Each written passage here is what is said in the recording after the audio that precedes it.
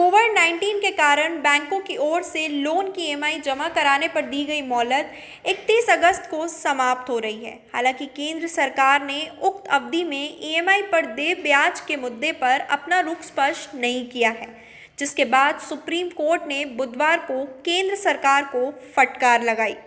Justice Ashok Bhushan, justice R Subhash Reddy और justice MR Shah की panel ने केंद्र सरकार को एक अल्फनामा दायर करने का निर्देश दिया, जिसमें 1 सप्ताह के भीतर ब्याज भुगतान के मुद्दे पर स्पष्ट रूप से अपना पक्ष रखने को कहा गया और मामले को आगे विचार करने के लिए 1 सितंबर को सूचीबद्ध किया गया।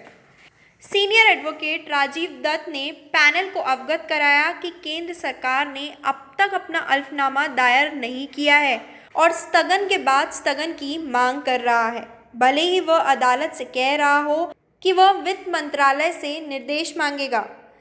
दत्त का कहना है कि शुरुआत से ही आरबीआई कह रहा है कि वह इन मुद्दों को ध्यान में रखेगा। कितने लोगों ने ऋण लिया है, इसका आंकड़ा सरकार से मांगा गया है, लेकिन यह अब तक आया नहीं है, जबकि मैं केवल ईएमआई की बात कर रहा हूँ।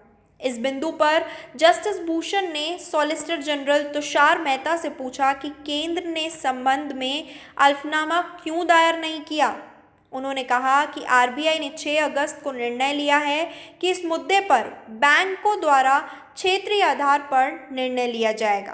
पैनल ने कहा कि यह मुद्दे को ठंडे बस्ते में डालने जैसा होगा और केंद्र सरकार की अपना रुख ना स्पष्ट करने और आरबीआई के पीछे छिपने के कारण खिंचाई की गई।